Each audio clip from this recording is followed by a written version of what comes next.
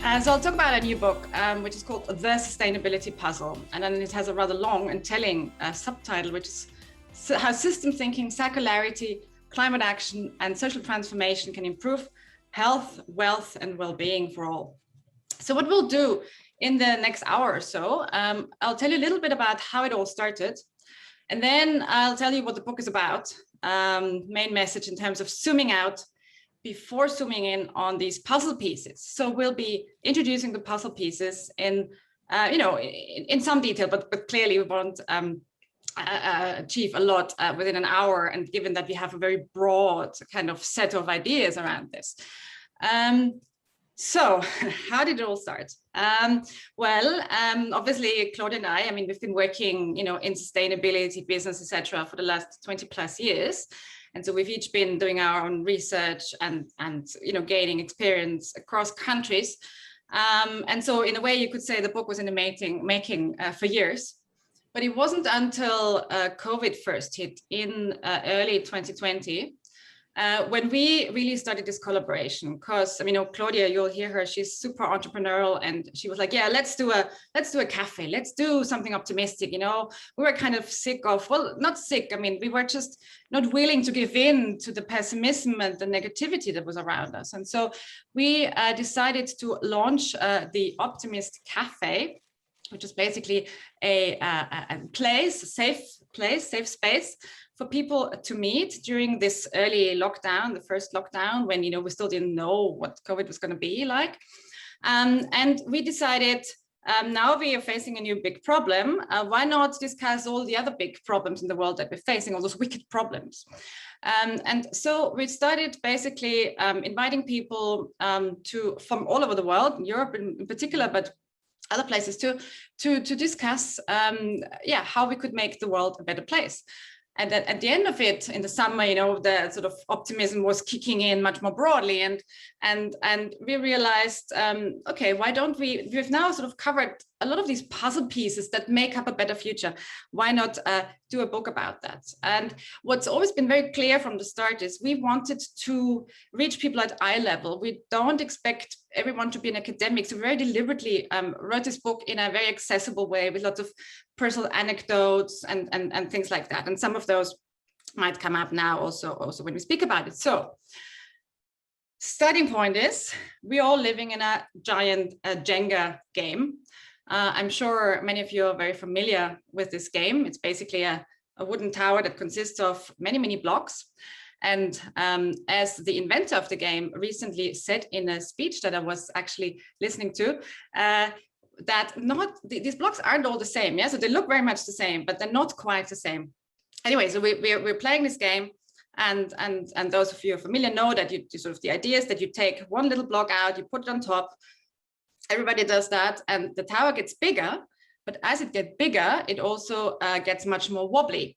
And at some point, it just collapses. Yeah, nobody knows when, but at some point, it's reached this tipping point. Yeah, and then it all collapses. And in Jenga, only the person who was the one who sort of put the last straw, so to speak, loses. But then, of course, in reality, we're all losing. The more pieces, the more blocks we're taking out of our ecosystem, of our sort of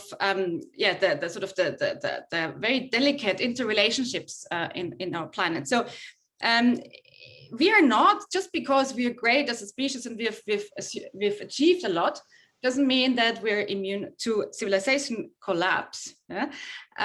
This is not very optimistic yet, but we'll get there. Because we actually understood from some researchers in Oxford that people are trying to join the meeting. Are you admitting them? Because it pops up on my screen. Yeah, great. Sorry about that. Yeah, so apparently the average lifespan of a civilization, of a human civilization, is just 336 years. That's not a lot. And apparently also those other civilizations that didn't make it, like, even the ancient Greeks and the Romans with their amazing empires, didn't make it. And they're facing very similar challenges to the challenges we're facing today.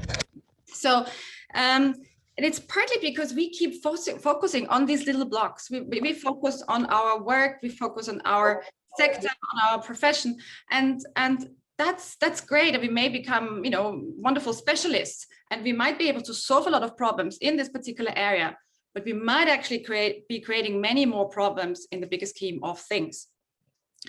So what we're saying in this book is really that a reductionist approach doesn't work. We must zoom out, see the bigger picture, because otherwise we risk creating many more problems than we solve. Yeah, just to give an example, I mean, we all talk about electric mobility as a way out, and that's great. But this is only going to be an important puzzle piece or a real part of the solution, as long as we also consider where the power then actually comes from that's powering those electric cars, or where the lithium comes from that the batteries require, and whether it creates, you know, drought and water scarcity in some parts of the world that are already poor and potentially also behind in many ways. And I think the other thing to understand is that planet Earth does not need us. At the same time, we as a species really need the planet. We need the planet's services. And it's those services that have allowed us to thrive and survive for the past 10 million years. 10,000 years. It's without those services, we're not going to be well, we're not going to be healthy, we're not going to be well fed. And when I talk about the services and practices, means of course the food we're getting, yeah, so the provisioning services, the wood we use, the medicines we get from nature, but it's also very much those regulation services, the regulating services, regulating climate, regulating water, crop pollination. So it's very much in our self-interest to protect it. And I think that's really an important starting point. And all the more reason why we must zoom out first to look at the bigger picture before then focusing in on specific solutions. So this holistic idea, and I should also say that we come from a very broad understanding of sustainability. We don't look at the environmental aspects only, but very much also the social and economic aspects. And yeah, so in this book, we're using canvases. So we're using these images because we feel that you know, we're talking about very big and partly complex issues. And we tried to sort of bring that down in one image. And we worked with a very talented graphic designer, Franziska Zobel. I'd really like to mention her. Okay, so let's talk about the first puzzle piece. Let's start zooming in again. We know that this is really urgent. And I think in the UK in particular, partly also thanks to organizations like Extinction Rebellion, or movements, I should say, this is now very widely understood that in order to protect our present, not just our future, but our present and our future, and to protect health, wealth, and well-being, we need to act now. Yeah. And by doing so, we can actually save a lot of lives, because at the moment we are killing people just through air pollution, for example. Yeah, this is just one aspect that relates to climate change, but it kills 20,000 people globally each day. That's about 7 million in a year. So that's much more than COVID has killed, of course. And the young generation in the UK and elsewhere is recognizing this. And just yesterday, I read that in the New York Times that the sort of young Republicans in the US are also now waking up to this and starting some activism and lobbying around it. The beauty of all this is that climate action essentially pays for itself when you look at the bigger picture. Because of all because we always talk about the cost of climate action, but nobody talks about the cost of unsustainability. And one of these costs manifests in the health space, in the healthcare sector, because of all these people being sick due to pollution, due to, you know, getting affected by heat or whatever. We see healthcare costs increasing exponentially. And if you consider these and take these into account, then you actually see that climate action will pay for itself. So again, it's also in our economic self-interest to do so. here we're summing up basically what our idea is of the climate action chapter in this book. And it's really, and what we try to do is we try to sort of summarize the issue and the solution, but also then be quite specific about what it is that people can do, what they can do individually, what they can do within their institutions and organizations, and then specifically also what governments can do. And when it comes to climate action and climate change, the biggest lever always is keeping fossil fuels in the ground. Yeah, so keeping oil, gas, and coal in the ground. That's the biggest lever. And of course, that also translates then into using renewable energy as a solution. Right, so then let me move on to the next puzzle piece, circular economy. That's sort of quite a famous, popular concept these days. A lot of people talk about it. What is it? Well, that's not circular economy. Apparently someone brilliant in an Austrian supermarket had the idea of peeling bananas, putting them in lots of plastic packaging, and then putting them on the shelves. They probably thought that was a good idea, and they were probably thinking of this as a solution. I'd love to talk to the person that actually did that, because I think it's a brilliant example of how you can actually create problems, many more problems, without seeing the bigger picture. Yeah, and of course this links to the big issue of waste. One thing about waste, yeah, we think sort of sometimes we think of packaging and plastic as something convenient, but actually it becomes much less convenient once we are not allowed to, just send it off to China anymore, as is the case now. It also becomes less convenient when we have to deal with its consequences, go to a beach which is flooded by plastic, for example. And so we really live in this take, make, waste paradigm, but that's not something that's necessary. It's not, even like a generation ago, people didn't think like that, which also is of course beautiful, because it means we can change that. So on a finite planet, there is no away. Yeah? If we throw something away, it goes somewhere, it stays somewhere, it comes back through microplastics, it comes back through the water we drink, it comes back in our food. And again, it's very much in our self-interest to think differently. So the linear economy basically means this: you produce you take your resources, you produce something out of them, and you put that to waste.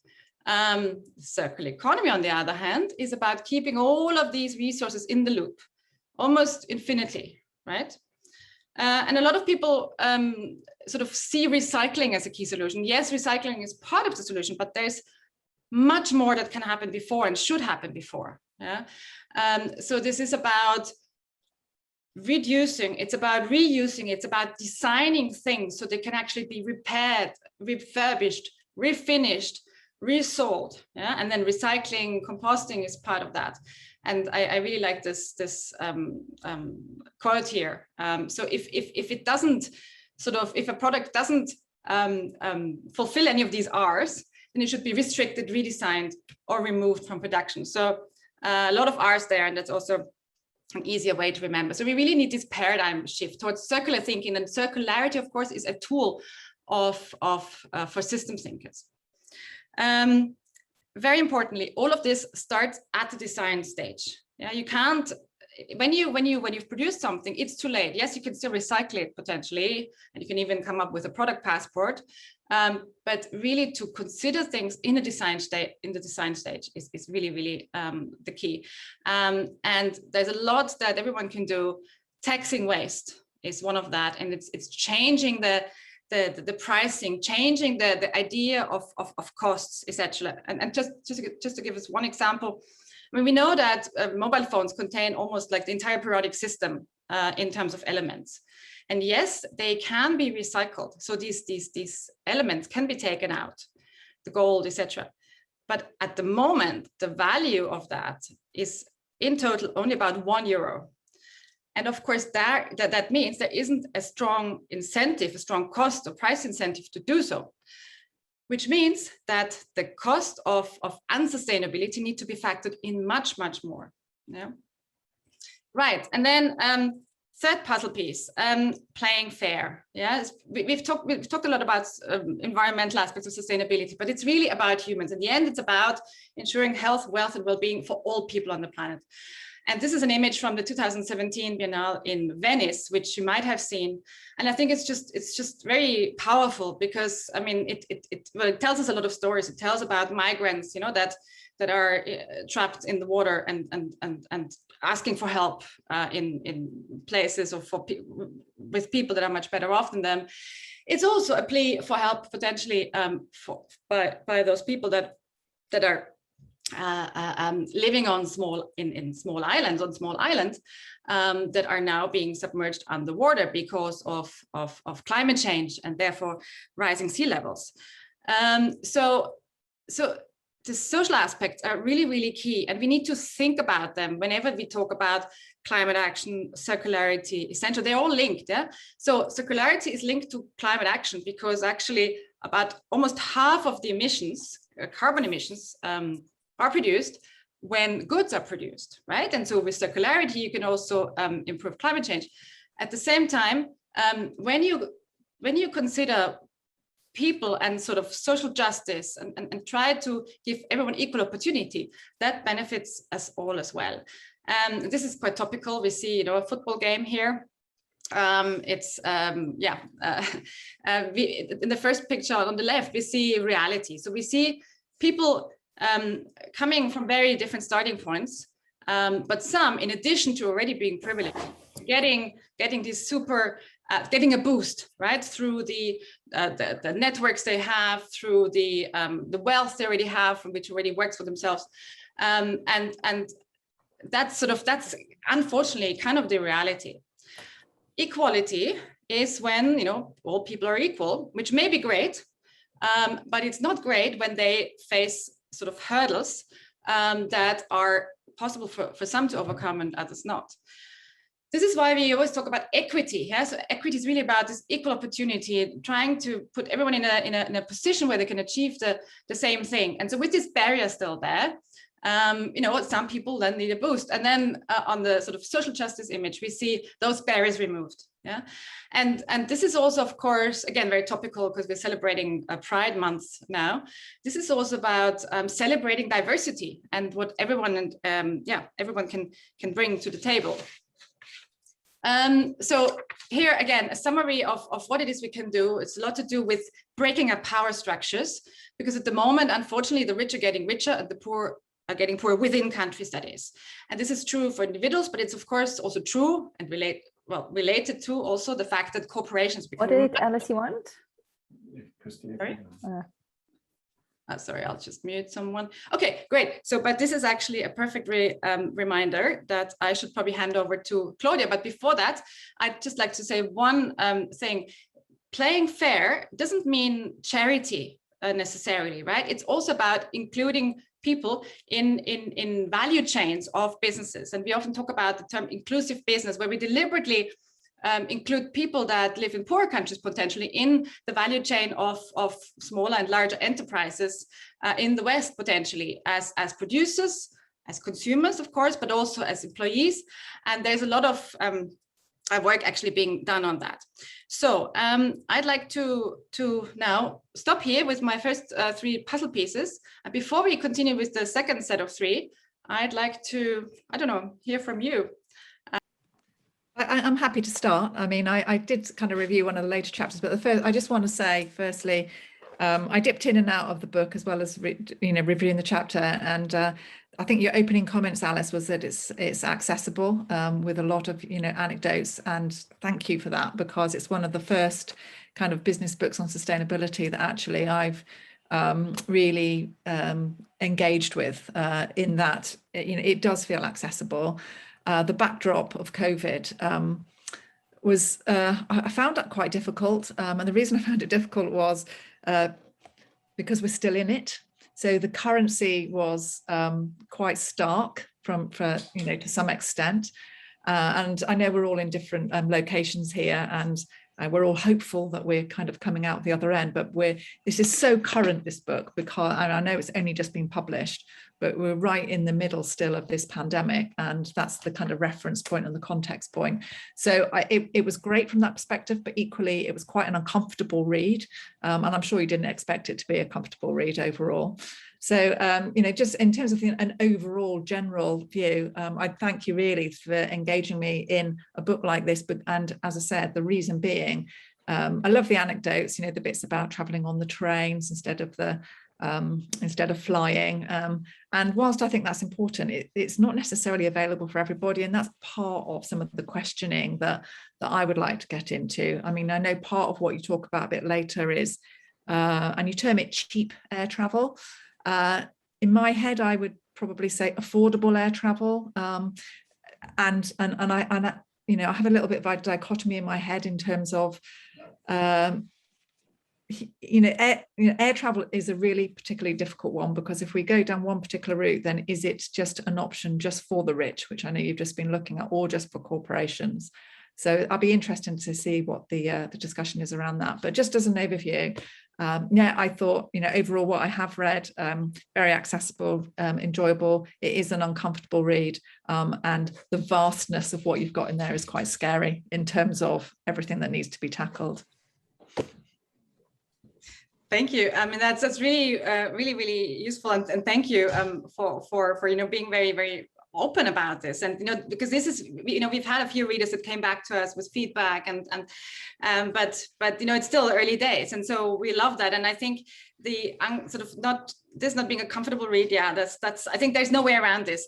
And one thing I forgot to mention when I talked about climate is, it kind of has to be uncomfortable, because climate action, I mean, we've known about it for decades, right? When I went to high school, there was, a long time ago, several decades ago, so 30 years ago, in the early 90s, we did a movie on climate change. It was basically, we drew this little film where you see, you see the temperatures rising, you see the poles melting, you see the world being submerged underwater.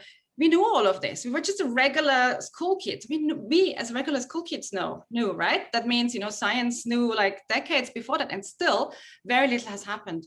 And with the COVID, I think that's an interesting one, because we kept talking about it. We kept saying, well, now COVID is going to be over, isn't it? And we can get out the book.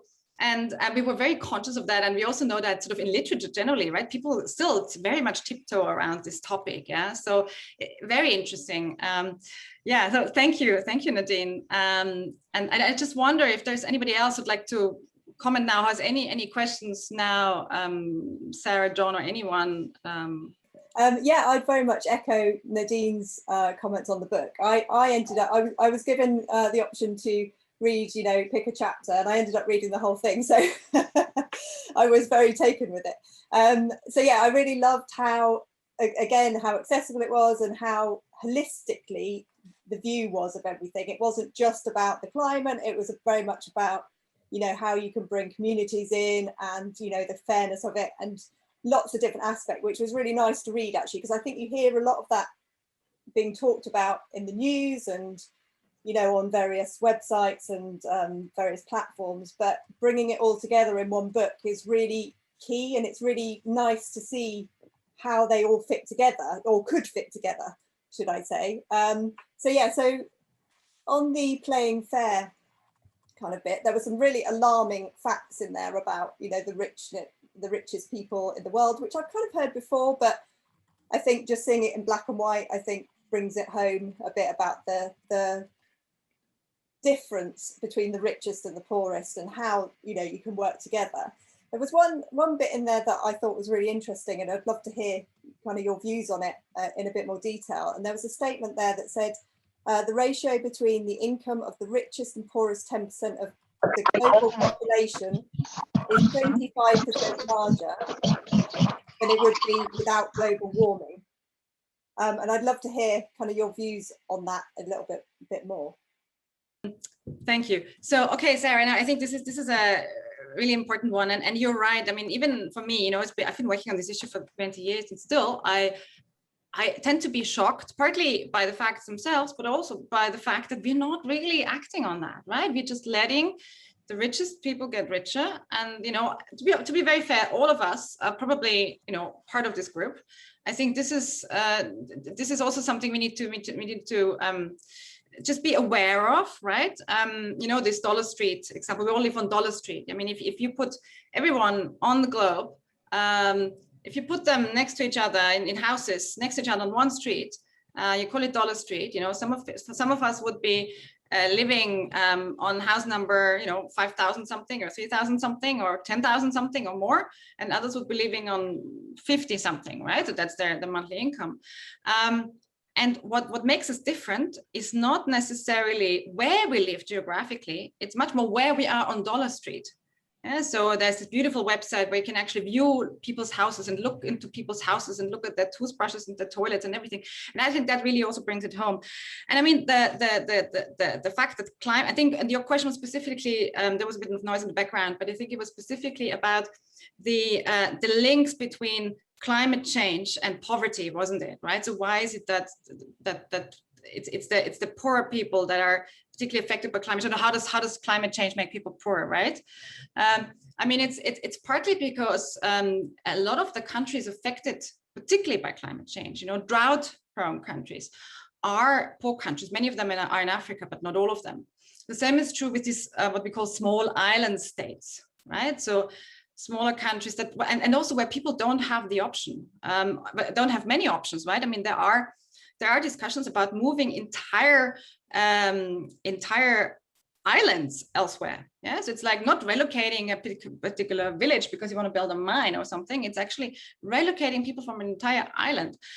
So it's partly about where they are in the first place, but then it's also the consequences, because of course, where climate change, you know, I mean, flooding, for example, is one of the consequences of climate change. We call it natural disaster, but actually, in some ways, it's also human-influenced natural disaster, or human-made natural disaster. This then makes people poor because, you know, whatever they had, particularly if it wasn't much before, is destroyed, and they have to completely start anew. But they don't have insurance, you know, contracts like we would do, for example. So I think all of this, all of this really needs to be factored in. And yeah, you know, very happy also to continue discussing on that.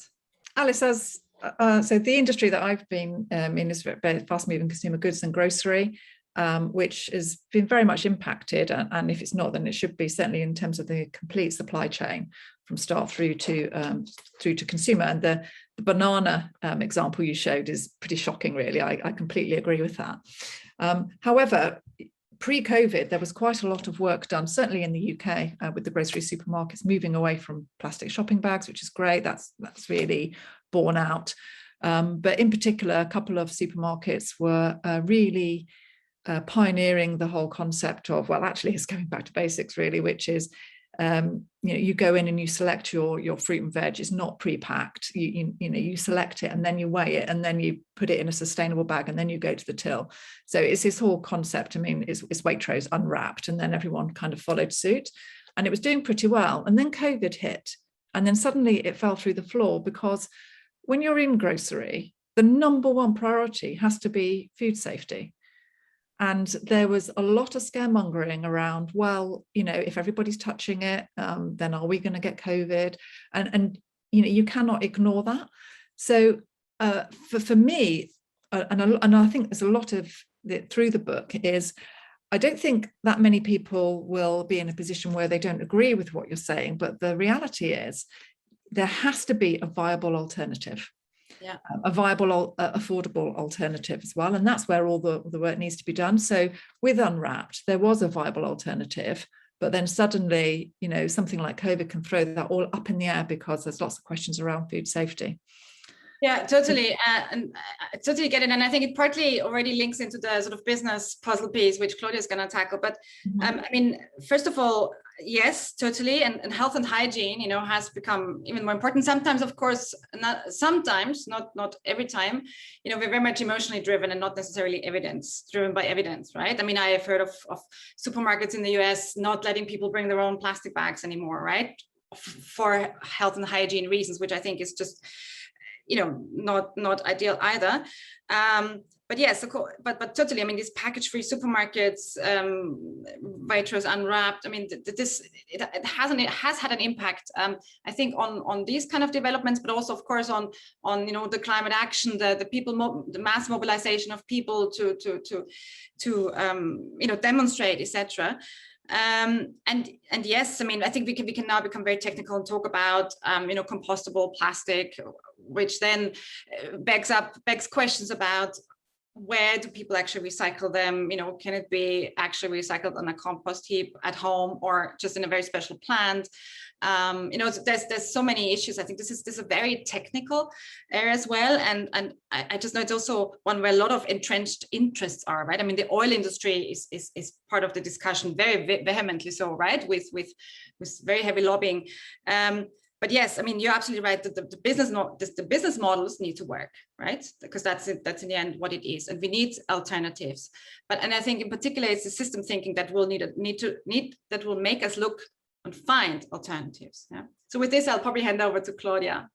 Moving forward, sustainable business. So coming from the business side and listening to all the impulses I got over the past years, I and many of us here see there is time for change. If you go to the next thing, I was raised in business schools in around 15 to 20 years ago. And the thinking we had there was the purpose of business is business. So economy is at the center, this Mickey Mouse thinking. And if you do something like taking care of the environment or doing some social activities in a company, then it was a nice add-on. So it was like, business, focus on your results, and yeah, if you're nice, do something for the environment or for the community you live in. But it was not inbuilt in the business models. I have a corporate career. I worked 20 years in an international telecommunication company on the executive board. So I'm very much aware of this kind of thinking because this was my daily thinking for quite a long time. Then for more advanced companies, this triple bottom line thinking came along, where you said, okay, you have to align the social, environmental, and economic perspective, and then you are a good company, more or less. This is a rather new thinking. However, the inventor of the triple bottom line, John Elkington, took back this concept because also from his point of view, this is not reaching far enough. This thinking moved us to where we are now. So especially the Mickey Mouse thinking, the triple bottom line thinking in the middle a bit. But if we continue in that way, seeing economy at the center more or less, and adding a bit of the social environmental aspect, we will not find solutions to the global problems we are facing. So actually the thinking that is demanded in the future is that the economy is embedded in the social and environmental aspects of our lives, so that it's all, like put together in one perspective. And even if this sounds reasonable for everybody, and everybody here for sure says, yes, of course, it is not. Every one of us working in business knows that this is not the thinking we have. This is not the prevailing thinking. There are some experiments, there are some advanced companies like the apparel company Patagonia, who says, I'm not in the business of clothes, but I'm in the business of making the world a better place. But the major thinking is still somewhere between Mickey Mouse thinking and the triple bottom line thinking. And a lot of change needs to be done in the mindset to go there.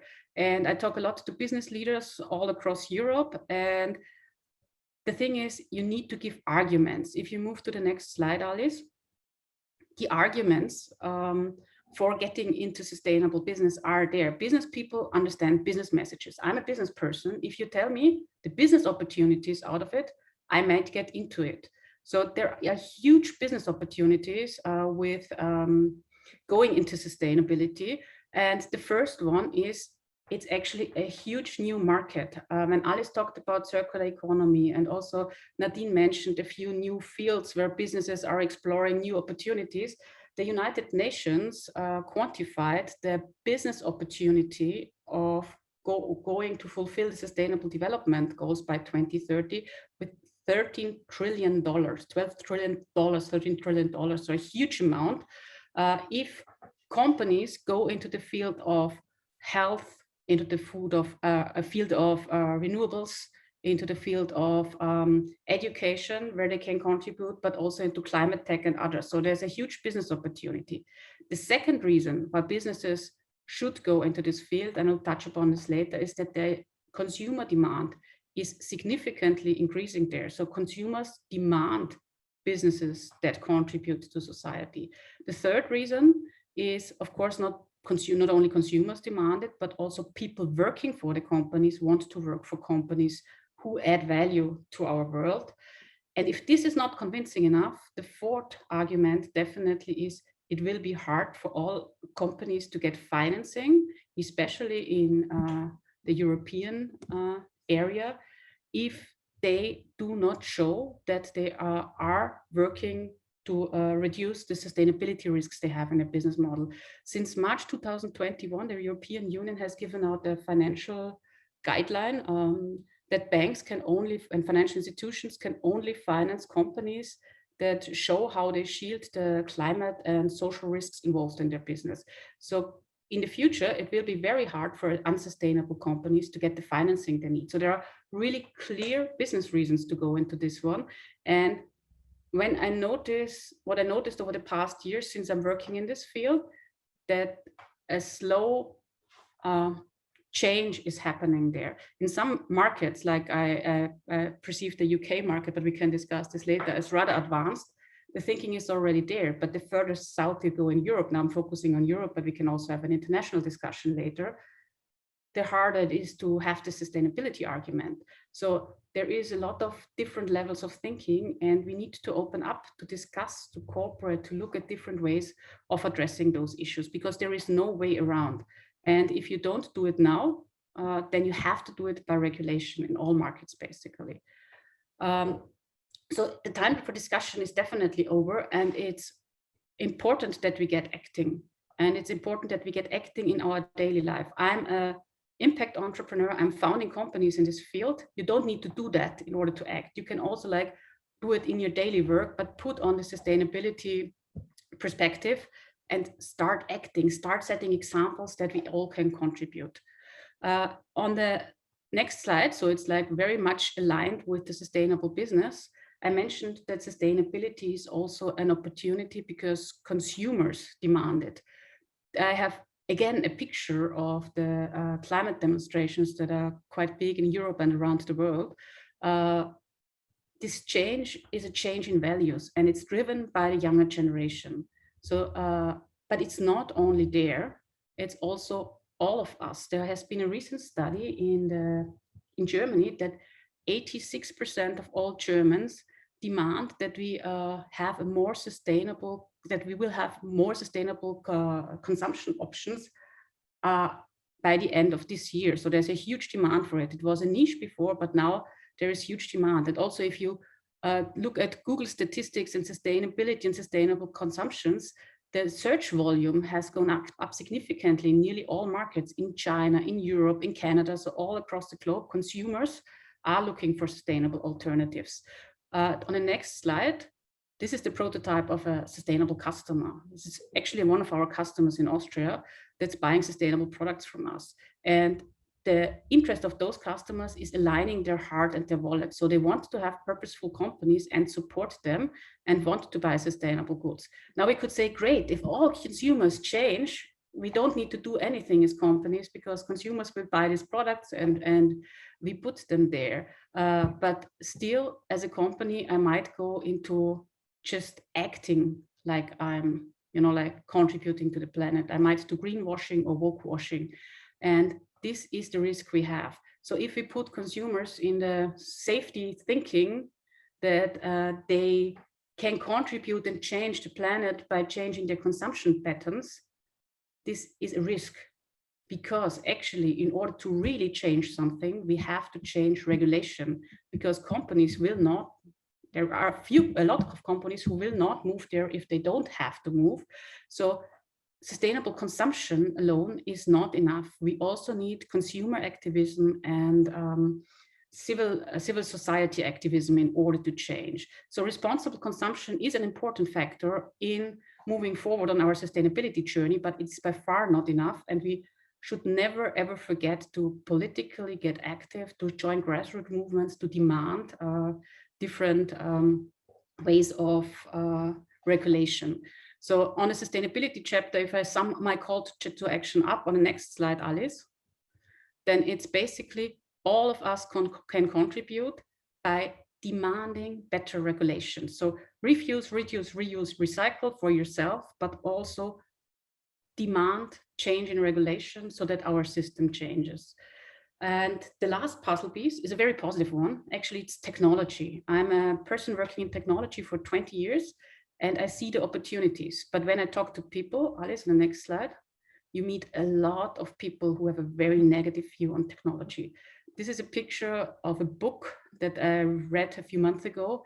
It's called Equality Land by a German author, and it's a dystopian vision of the future where an algorithm of a shop, the shop, basically decides which products you get delivered based on your behavior patterns online.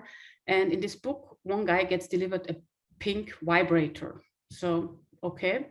And when he gets delivered this, the algorithm notices this and matches him up with the wrong persons on the dating platforms. When he meets the wrong people on the dating platform, he meets the wrong circle of friends, and with the wrong circle of friends, he gets the wrong jobs and everything, and basically his life goes down the drain. So the power of algorithms is a risk a lot of people see. We also talk about robotics and all the negative things that might come with technology. But, and now on the next slide, as it's an optimistic book, there are a lot of opportunities with technology. So climate tech, technology for better health, wealth, and well-being, education. There's a lot of positive things in technology. It's not a given that technology will turn out positive or negative. It's our opportunity to shape the technology future. And my call here is, let's work together. Let's look at technological innovation from various perspectives. So not just the tech perspective, but also the social science perspective, the business perspective, many different perspectives. And let's work on that technology serves society and is used to solve global problems. I'm very optimistic that we can do this. And here the call for action would be every one of us who's working on innovation should get involved and have this on. To close my 3 slides, I'm very confident we can do it, but we need to act. So it's not happening if we don't get active. Every morning when we stand up, we can choose what kind of world we want to live in and where we want to contribute. And I saw a lot of questions already in the chat, and maybe we can move to that. I stopped the presentation, or Alice, you have to, and we can go into discussion of the fields. I'm especially curious how you take my optimist take on this, or if you're more pessimistic. So floor is open. Chief Patrick said, Claudia, do you think the world, do you want to do it? No, it's fine. You can run through it, Claudia. Okay. Do you think the world can really get to net zero, say 2050? If yes, how much do we think will need to be raised to achieve this? Yes, there will be money needed, but on the other hand, you can also see the business opportunity of it, and it's what we make out of it. And it's if we get active, if we all as citizens get active and show that we want to have that, we will be able to change the system. It's one of the hugest transformation journeys we have had in recent human history. I do think we can, and I have to think it, because otherwise, like I would not have written what we have written, because with the book we bring out, we also want to give this call to action. And yes, so this is my take, but I'm very curious about your takes. Firstly, Alice and Claudia, thank you for an excellent and very, very readable book. What I loved was you moving through the history as well, from Milton Friedman through triple bottom line to conscious capitalism.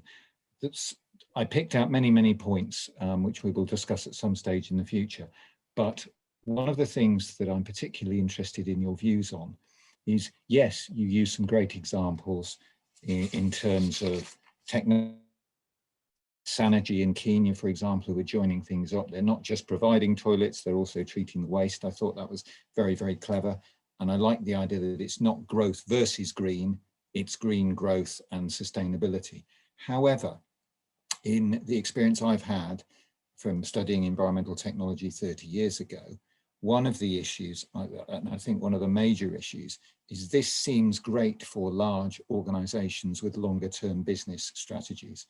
But the majority of businesses in the UK and the Mittelstand in Germany are relatively small and have shorter time horizons. It's very, very difficult to make a business decision in a year or 2 or 3, which might take financing and frankly, very, very strong leadership for a number of years when so many organizations are, and their shareholders demand returns within 1 year or within 2 years or within 3 years. So the known example is very, very interesting. But how much do you think can spread down to what is the core of the economy, most economies, those smaller businesses which are struggling? I can take on there because I come from exactly a large organization, and now I'm running small businesses in the sustainable and the impact space. So I can tell you my journey, and I can very much relate to this short-term necessity of financing versus long-term decision making.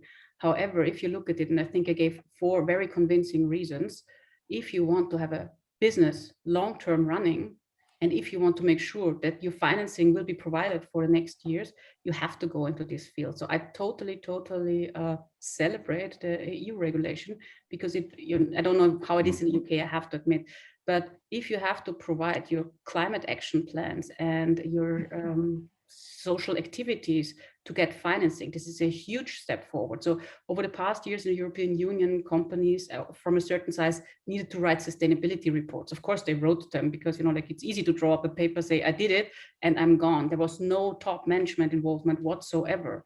But if it's about financing, about getting money, making sure your business stays healthy, and that's basically every size, you now need to really get invested in this topic. So this is why I also mentioned before regulation. We have to work on regulation. And I come from the business side, so I was the one who never said like I want regulation. But I recently met the minister, or a year ago, of the environmental minister of Austria, and she asked, what should we do? And I was in a round of business persons, and I said, more regulation. Everybody was nearly killing me, but actually that's the key from my point of view. And to get the regulation, we as citizens need to get active. So I think that's the key, and this is the way how you can get everybody in this cycle. And I think the good part is, if you read, I think it was also something on Google search terms, 2 years ago, people were Googling climate change. What is it? Is it there or not? And now people are Googling, how are we going to fight it? So it's not about, do we need to go in this direction, but how can we go there? And I have experienced this changing in attitudes over the past 5 years. When we started our sustainable business, people laughed at us. So my peer group said, like, you're crazy, you're doing this small economic thing, ecological and sustainable thing. And now people are contacting us, calling us to give talks at their companies, and also small companies, to help them change their business models. So I think something is going on there.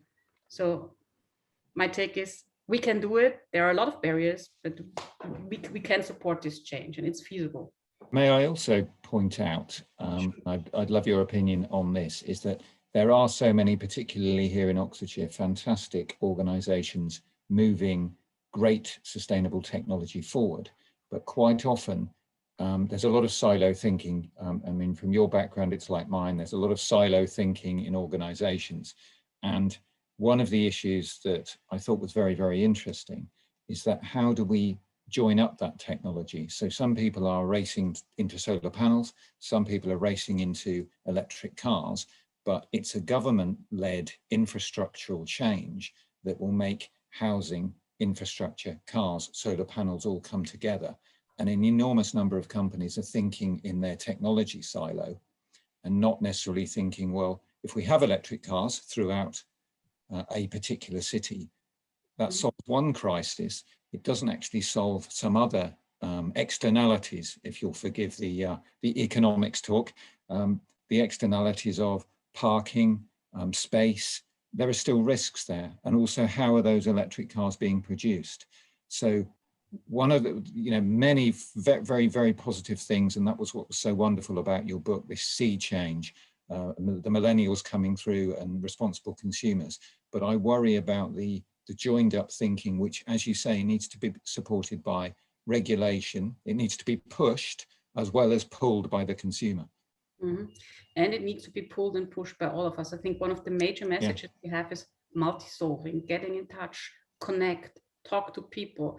And the first step is a mindset change in ourselves, but also in our communities. And it's, again, us who have to start working. So I'm super happy that we have this really huge community here of people who have this thinking. And I think the more of us, and it sounds now naive, but it's not, because I'm doing these talks every single day, we can change these things. So it's like opening up, showing the advantages of multi-solving, of looking at one thing from different perspectives, will also open up those businesses who are focused on their thing. I do a lot of talking between the impact community and the tech startup community here in Vienna.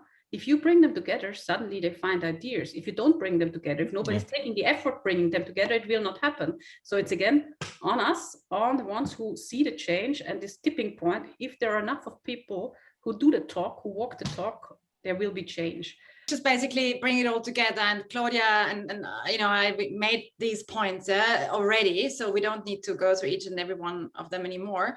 The messages, I think, they're keywords to remember: optimism, it can be done. World is actually much better than it used to be, even environmentally, right? We do have much more environmental regulations than we used to have. It's not normal anymore it's not accepted anymore for companies to just pollute without consideration. Are they paying the right price? No. Are things being externalized that should be internalized? Yes, but things are better, even on the environmental front, and of course on the social and health front too.